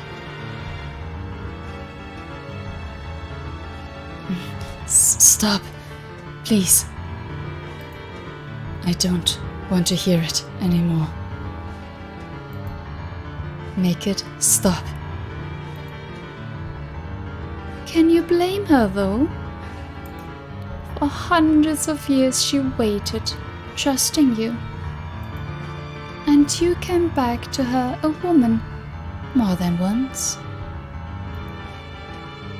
If you think about it, you betrayed her first. No, stop. Don't. I didn't. Tell me, what was it like? How did it feel to be born and live as a woman? You spent your life insisting you weren't a woman. And yet your soul chose a female body to return in. All those gaps in your memory were from your lives as the white-haired girl.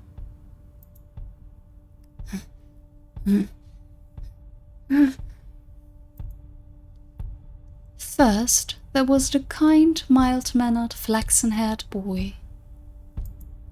You, a woman, and he, a man, were joined in love.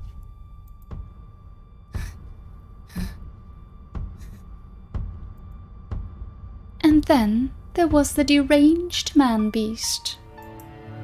By exposing your female body to him, you were able to temporarily contain his madness.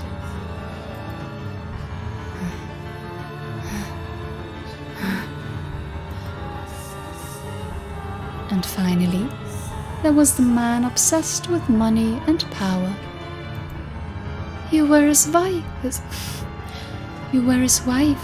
ever faithful, waiting patiently for him to remember his love.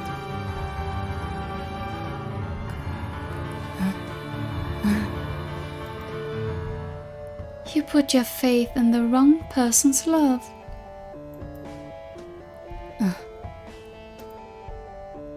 How can you expect her not to be disgusted? She was forced to watch again and again as the man she loved was reborn as a woman and had relations with other men.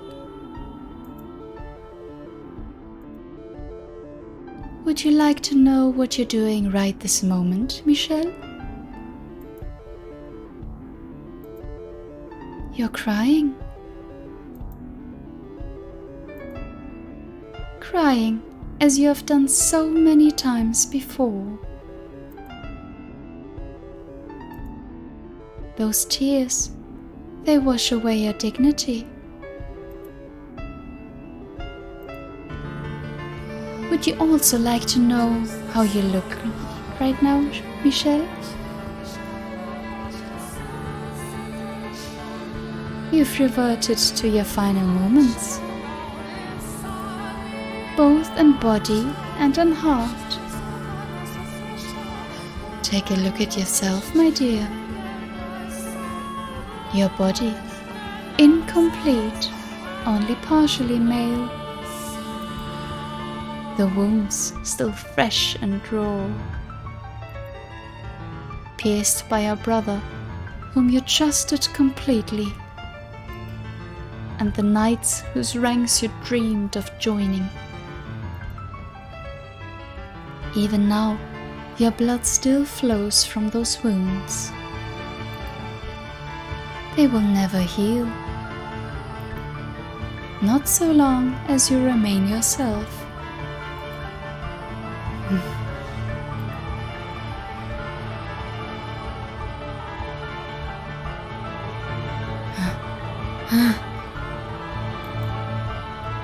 It's not pleasant, is it?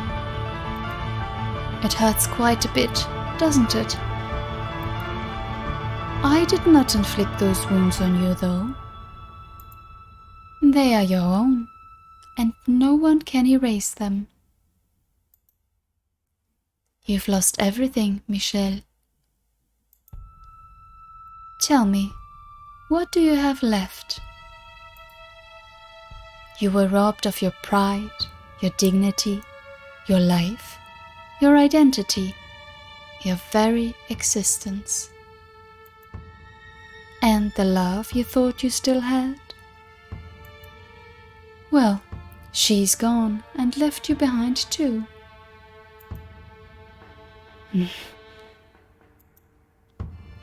And still you refuse to curse anyone?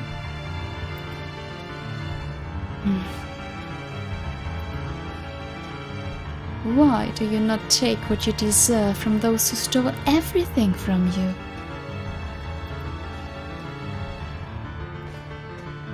You have every right to vengeance, and I'm offering you the means to have it.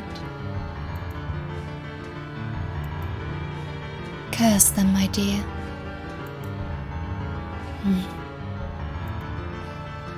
I cannot curse anyone. You disappoint me, Michelle. But if that's what you want, if you won't join me in my hatred, then so be it. I will accept we are not as similar as I once thought. And as much as it pains me to do so, I will release you.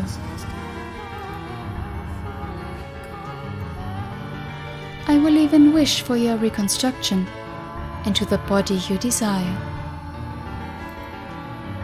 You shall descend into the mortal realm as a human man, never to set foot in this cursed mansion again. Imagine it. After waiting for so long, you will finally be able to obtain the body you so desperately seek. To have a wife and create a happy family of your own.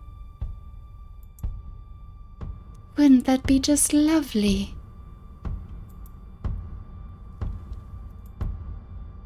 I'll make that wish for you, my dear.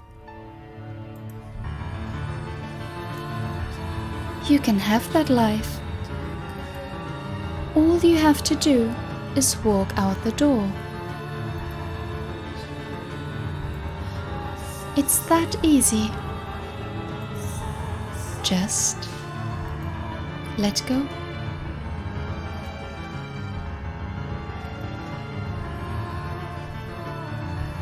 Let it all go, Michelle. I.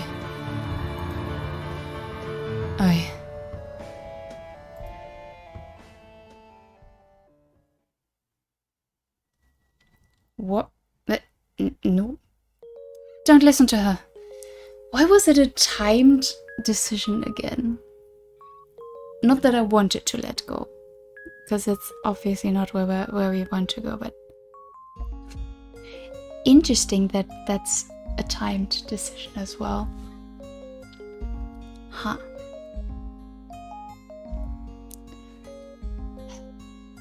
Don't listen to her.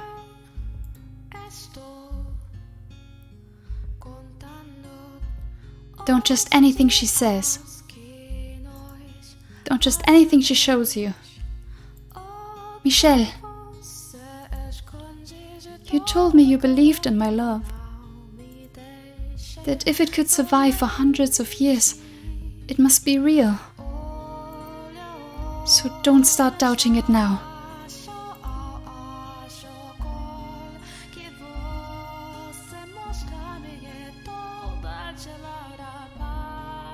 Open your eyes, Michelle, and look at me.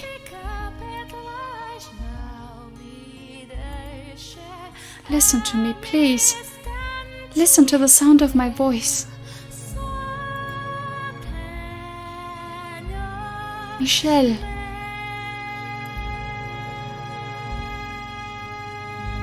Will you listen to what I really think? How I actually feel? I would never ever push you away. Do you remember what I said, Michelle? When you broke through the cocoon I had built around myself, I said that I would never come to hate you. I still stand by that. My feelings haven't changed in the slightest. It doesn't matter what kind of past you had, or what kind of secrets you kept. I still love you.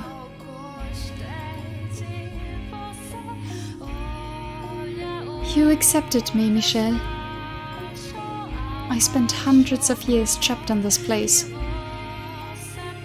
watching as tragedy after tragedy befell its residents, slowly losing my grip on myself until I had been twisted so far I could tell them like stories with a cold smile on my face. And despite what I had become, you still took my hand. You still said you loved me. No matter what horrors you've experienced, I will always and forever take your hand. Michelle.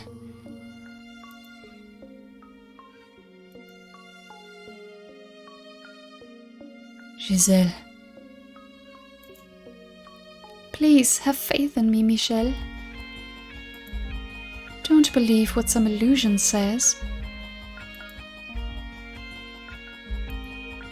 Believe me. Believe the real me.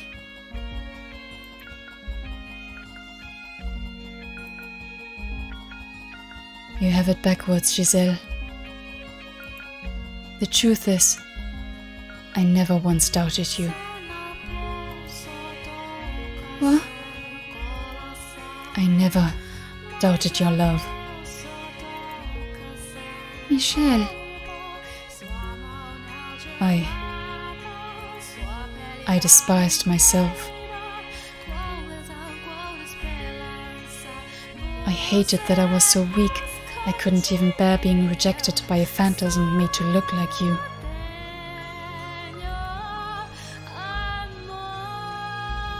I didn't want you to see me like that.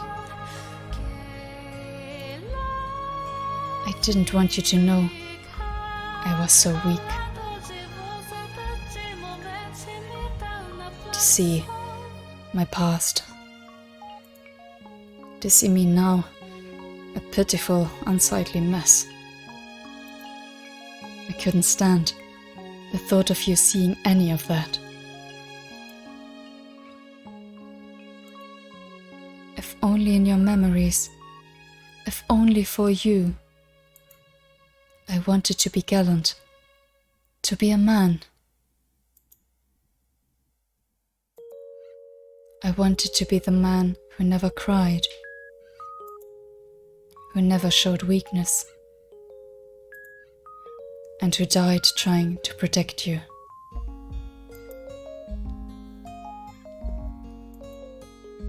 I didn't want you to know that I was so weak, that I was such a sad, frail person, and not even a real man. Michelle. I didn't want you to see that.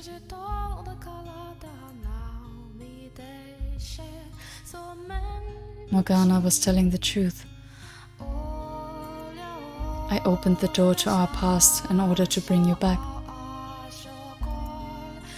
But that wasn't the whole story.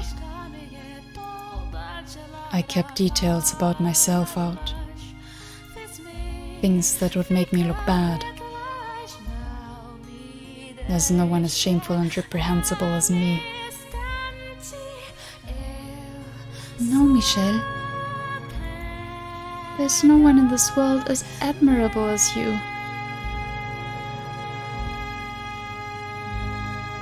You remained true to yourself to the end.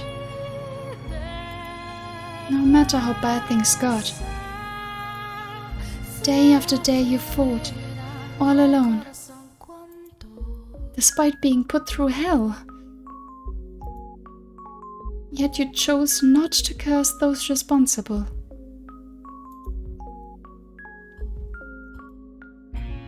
Only once did you ever consider cursing someone. Your father. I remember that day very well. I was too stupid to realize it at the time. But you did that for me. The one time you ever wanted to curse someone was for me.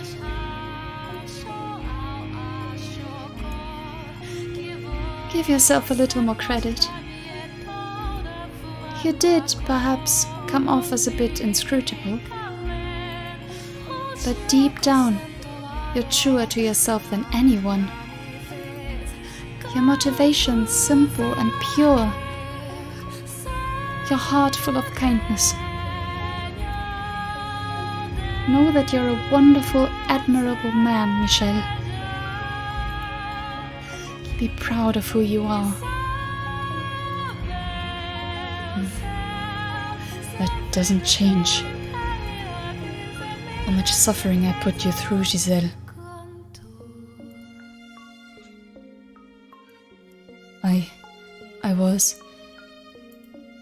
I was the white-haired girl. The girl in the portrait was me. It was all me.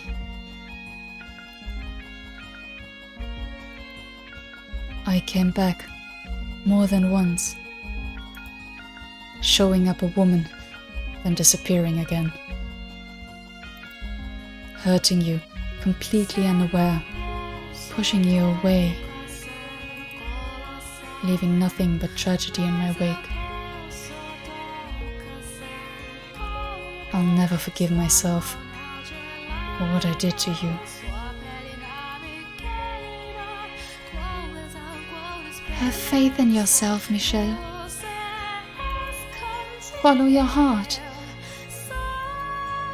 I know it was a secret you didn't want revealed. But for me, I couldn't be happier to know the truth. Because it shows just how incredibly much you love me. And not only in life.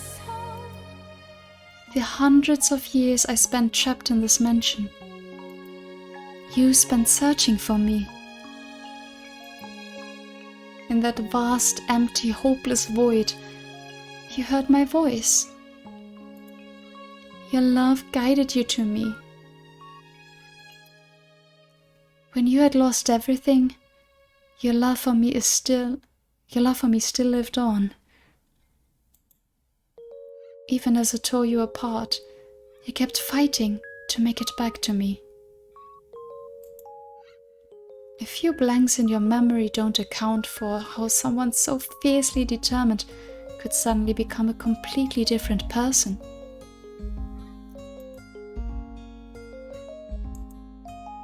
But, Giselle,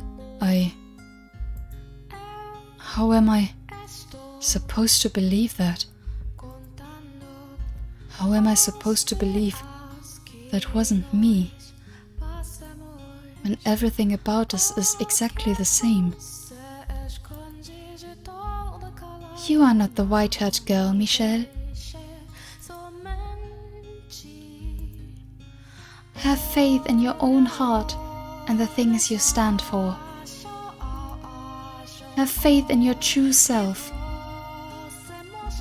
and the person you are, the shape of your soul. You were never the white-haired girl, and you never will be.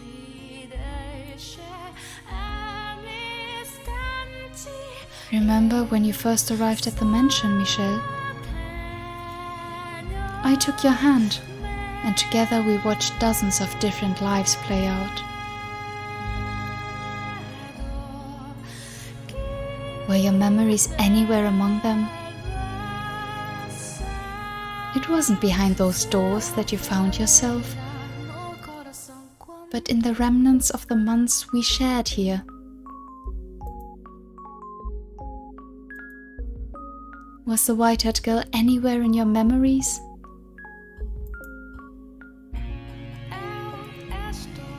You are Michelle. No one else. But that doesn't change what my body. I know you, Michelle. I know who you are deep down.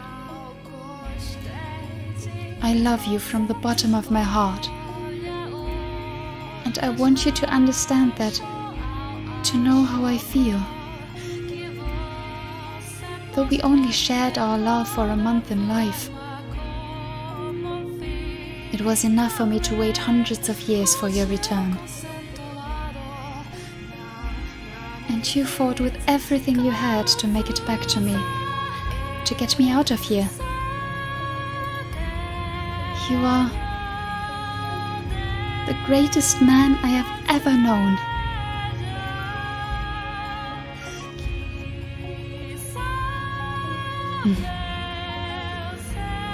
Giselle,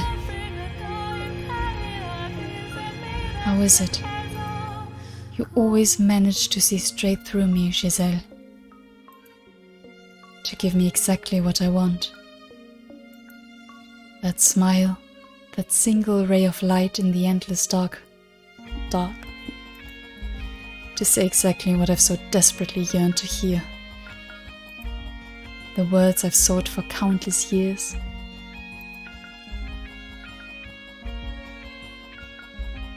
Giselle. I reach out for her. But she's begun to fade, her outline hazy and blending into the surroundings. And all I manage to grab is empty air. I want more than anything to feel her warmth right now, the sensation of her skin against mine, but there's nothing there. Please, Giselle, don't leave my side again. Don't worry, I'm right here with you. I'm not going anywhere. Giselle. Put your hands on my shoulders. Wrap your arms around me. I can't. I want to so much, but I can't feel you there at all. You can, Michelle. I promise. Close your eyes.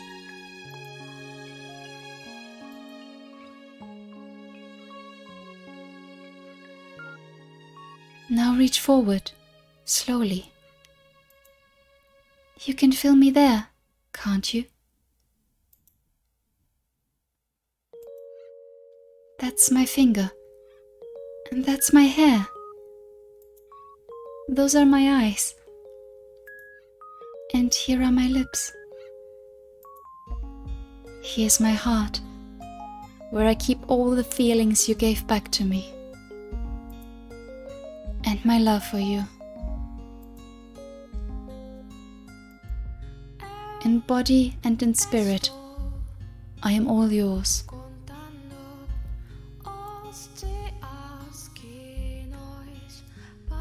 Can you sense me here beside you? I think I can. Now, hold on and don't let go. You know, it's kind of funny. We're like two awkward kids around each other, bound together by a love so amazingly powerful.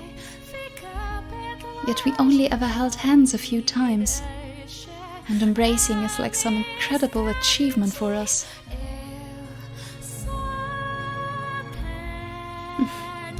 And we're supposed to be full-grown adults.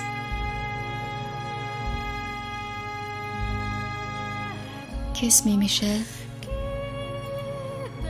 We never got the chance while we were alive.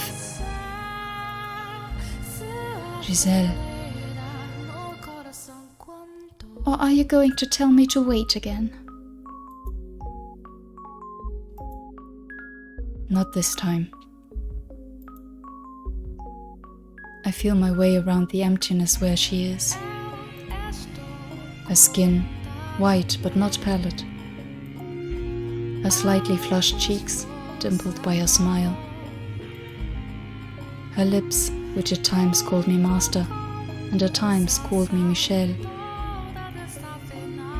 Her entire being. This woman who accepted me as a man, who, even in death, continued to bring me back from my darkest places. She is my everything. I feel a faint breath against my neck, somewhere between a sigh and a giggle. I feel a warmth which I thought I would never know again, the soft touch of her skin.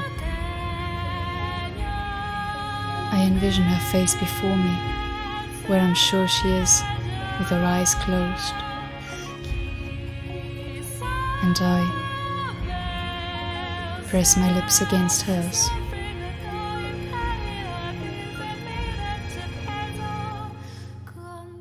It's a quick, clumsy affair, just a little peck, not the kind of kiss two grown adults might be expected to share. But nonetheless, its gentle warmth spreads through my body from the place our lips touched. It's a sensation so pleasant, so nice. I can hardly believe it's real.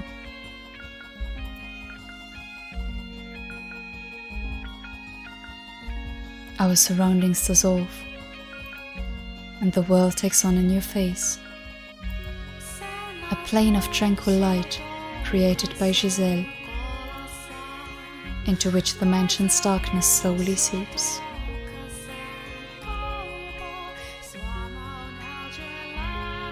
The difference is, now I'm not afraid to step back into it.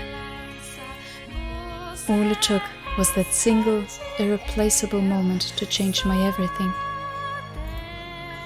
Though I can't see her there, I can feel her presence right beside me. Her heart, and that she too can feel mine. I won't falter anymore. I'm through hesitating, wavering about in fear of my own weakness. I will look to the future. I will believe in myself, because she believes in me. I'm done carrying the chains I created for myself. I have work to do. No more looking away from my responsibility.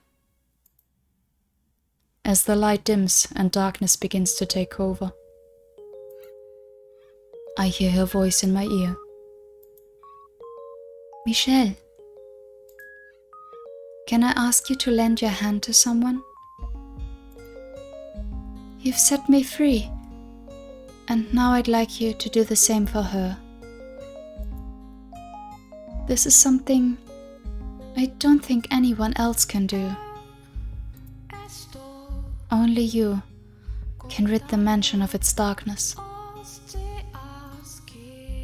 I'm here with you too. So let's open the final door together. The true final door. We can put an end to all this tragedy. I know we can. Now, off we go, Michel. And do not let go of my hand.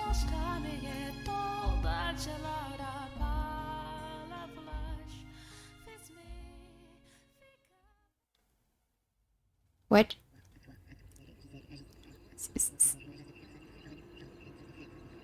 Okay, now I'm confused. Is it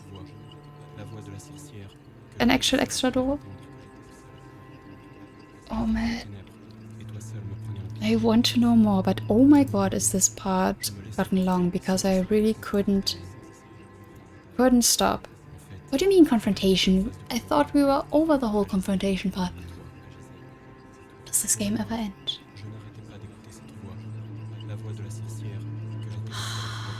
Okay. Oh. Again, I don't think I have that much to add. Just there were several overwhelming scenes in this, good and bad, and it's a lot. And yeah, quite obviously, I just couldn't stop. Not even with I don't have a good place to stop. I really just wanted to continue on. That's why this got so long, and my throat will thank me later. Yeah, I don't know if maybe the next part is going to be just short. Probably not, so let's stop here for now. No thoughts at empty. If you have any thoughts, please leave them in the comments as usual, and yeah. Thank you so much for watching, and until next time for the final door. Bye bye!